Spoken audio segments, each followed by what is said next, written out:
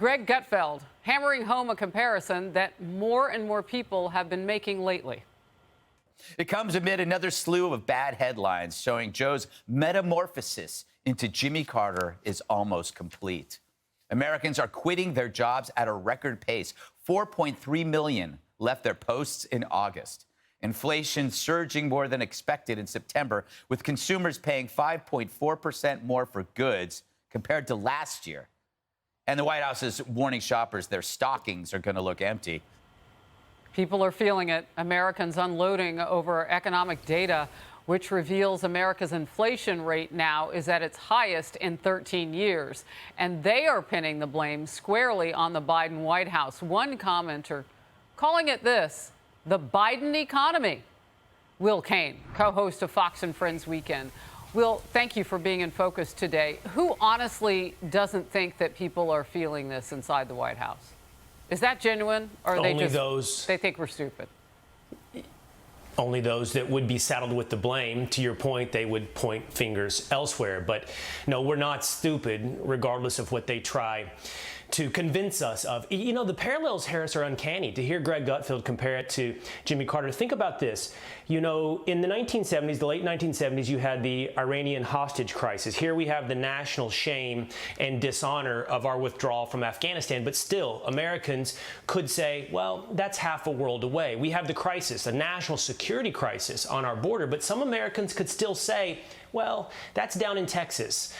And here we have, similar to Jimmy Carter, now the problem, now the crisis reaches into our pocketbooks, into our pockets, Harris. It begins to affect the price of bacon, the price of milk, the price of gas. It begins to affect our daily lives and economic insecurity, just like the gas lines of the 1970s. And this time Americans can't say that's too far away. And my suspicion is this is the issue. This is the crisis that pays the biggest price for the Biden administration politically. Yeah, and you know, Will, you'll hear some Democrats touting the fact that wages have gone up under President Biden.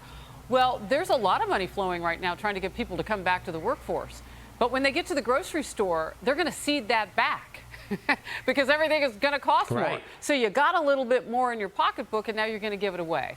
Transportation Secretary Pete Buttigieg must be having a bad day because he's taking some heat for making light of the supply chain crisis that could affect your children this Christmas.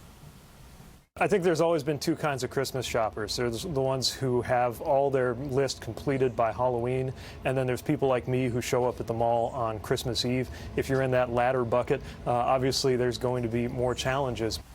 So it's our fault if we don't start shopping before Halloween for Christmas. He's the transportation secretary. Off the coast of Newark and Long Beach, California, there are hundreds of cargo ships that don't have anybody to unload the stuff and transport it to the stores. What in the world is he talking about? Well, you know, Harris, I have come to firmly believe that there is a divide in this country. There is an inequality, but it's not so much drawn on the traditional lines of economic insecurity or wealth. You know, the truth is so much money has flooded into this economy, to your point earlier about wages rising, that people have, at least up until now, some sense that they're doing okay. But just because wages go up, if prices go up at the same time, that washes out. To your point, what we see is a divide, I think, Harris, along cultural lines, where you have people like Pete Buttigieg who live in these elite circles and these elite ideas, and their ideas have consequences. You know, you can't shut down an economy. You can't do what we did. You can't lock down an economy and expect the supply chain to stay intact. You can't flood the economy with $5.5 trillion in stimulus and spending bills and not expect inflation to go up. And one last point on this, Harris, because I think it's important and interesting in your report from Jackie Heinrich right there.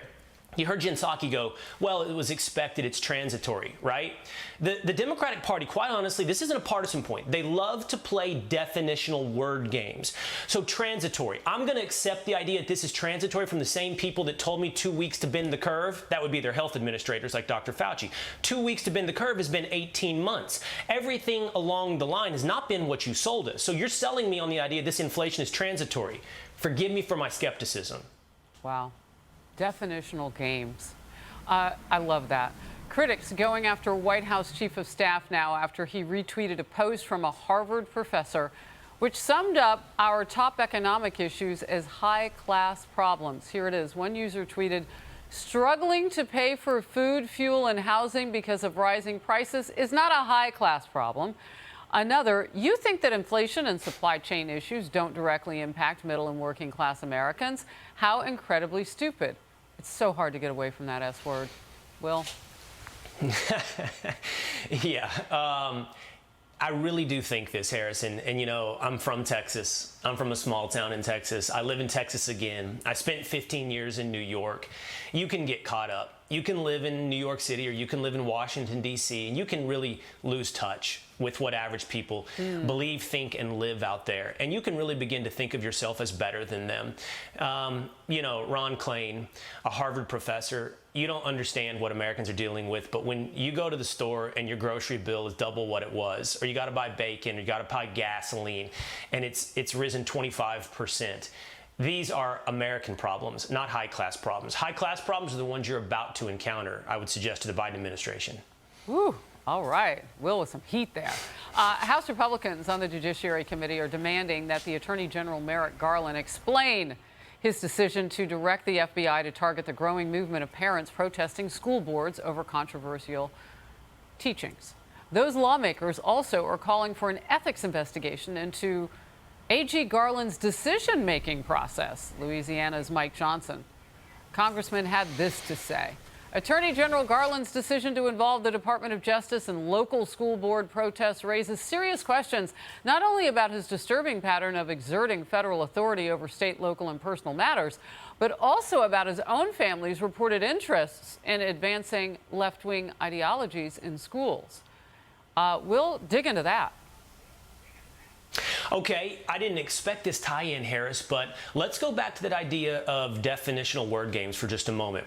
Think about the concept of domestic terrorism. Domestic terrorism over a 20-year, 30-year time frame would have, I think all of us, including our law enforcement bodies, meant looking for people like Timothy McVeigh out there or the Unabomber. It expanded over time. Domestic terrorism began to encompass people like the Oath Keepers or the Proud Boys. And draw your line where you want. Viewer, listener, watcher, you decide where it's been distorted. From Oath Keepers to Proud Boys to January 6th rioters to Trump supporters, domestic terrorism has now been expanded as asked for by the National School Board Association and accommodated by Merrick Garland and DOJ to include parents. Parents concerned about the education of our children. This is more than a red flag. It's more than a canary in a coal mine. It should be a line in the sand, and we should stand up and go, you have lost your minds. You will not target us.